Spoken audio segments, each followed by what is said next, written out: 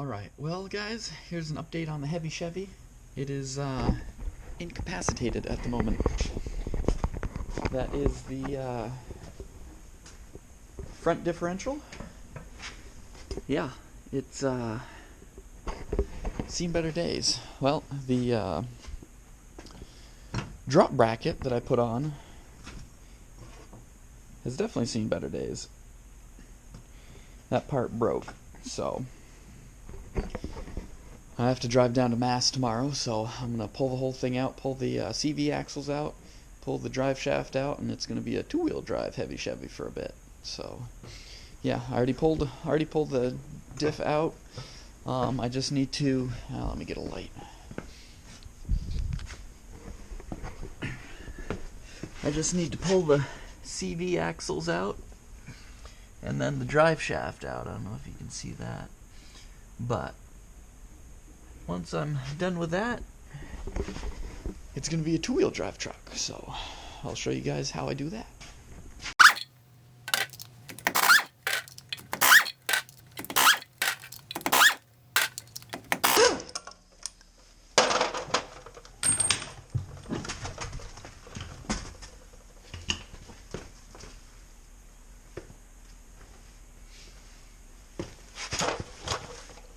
Alright, so adjust the camera here.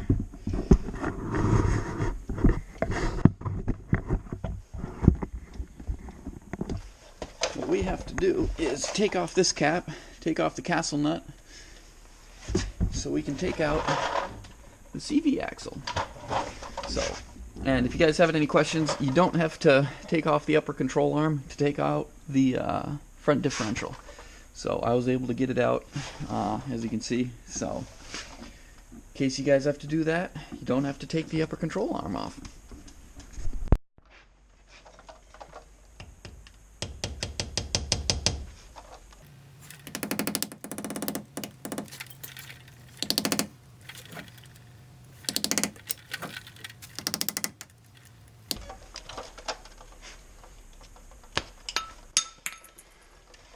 There we go. Alright, it's not actually a castle nut, just a regular old nut, I guess.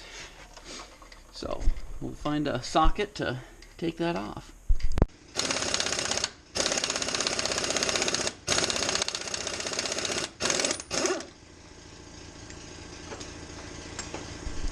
I ran into a bit of an issue. I don't know if you guys can see that, but it's not going to come out unless I remove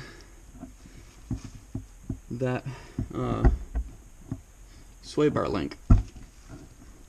So I'm going to try that. If that doesn't work, then I may have to take off the upper control arm ball joint nut. So if that's the case, that's going to be a pain, but not something I want to do. So we'll see. Alright, there we go. We got that out of the way. Let's see if we can't get this out.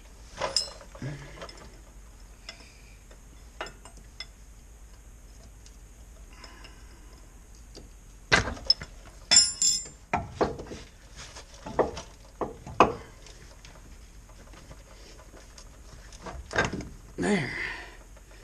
Alright. That is that. One CV axle out. I'll take that as a win. So now, just gonna put this back on, keep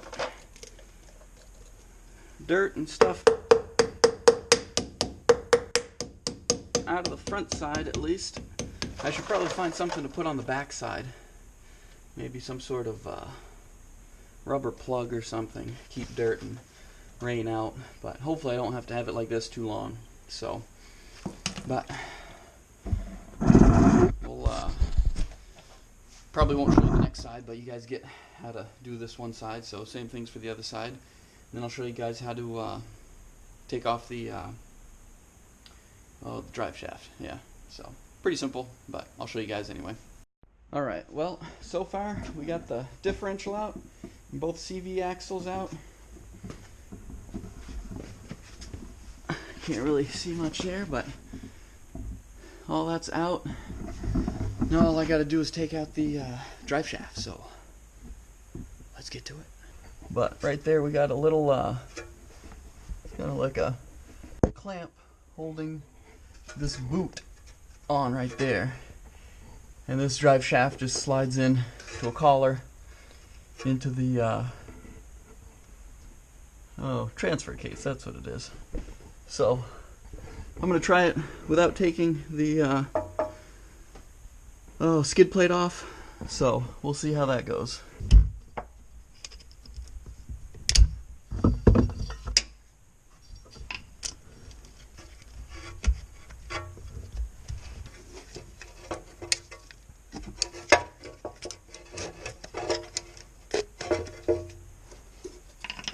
Alright, there we go. And that just slides right out like so. There. So, we got the drive shaft out, we got the differential out, and both CV axles out. And I think that's just about everything we need to take out. All we got to do now is cap off the wheel bearings and the part where the drive axle goes into the transfer case. So I got to find a cap for that. I'll probably use just some rubber and a zip tie for that. Make sure no water or any crud gets in there. But other than that, we're in good shape to getting this all buttoned up. So yeah, this is a pain in the butt. I cut up a piece of a rubber glove to go over. That actually might work. Alright. Let's see. If this will work.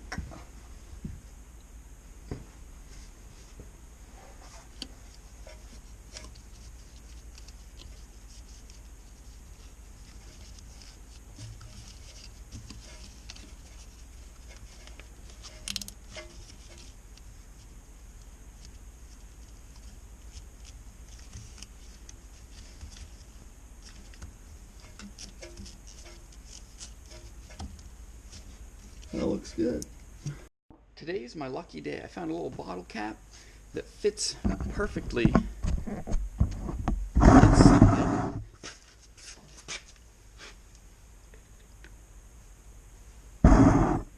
the hole here. So, should be able to just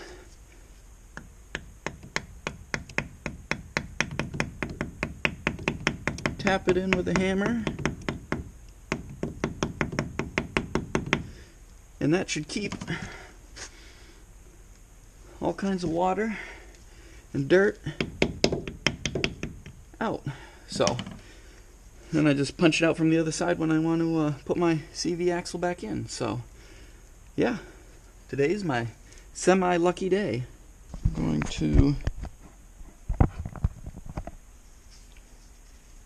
This is a breather hose for the differential. I'm going to take a finger of a rubber glove just to keep it from filling up with water or anything like that. Make it look professional, because this is a professional job here, totally. There. That's not going anywhere. And then this here, this is a plug. I'm going to try and wrap that up. See that? Try and wrap that.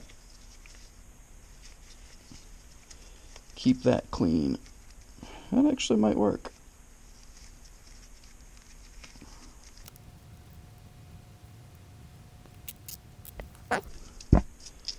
That looks Super professional. Alright, now I'm just going to zip tie this kind of out of the way. Keep it as clean as I can. And yeah, actually I'll show you guys. Right here this is the driver's side. It actually broke right there. That's where the crack was. So here's the other side. This is the other mount.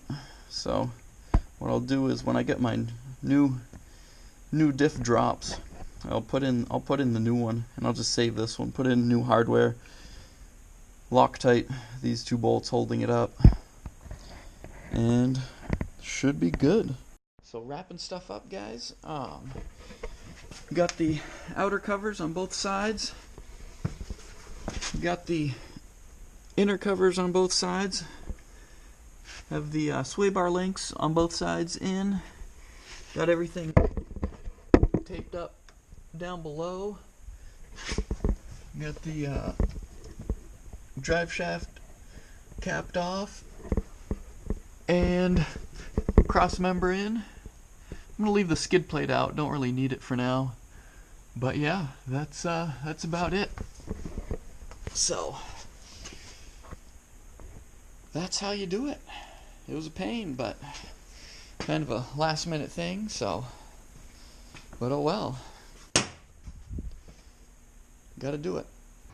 Alright guys, it's been a couple weeks since this has all happened, but I have finally put it all back in, and it's doing good so far. And I didn't have any issues after I pulled everything out with all the caps. When I took all the caps out, they were there's no water in there, nothing in there, so that was good. It was nice and clean, so that all worked great.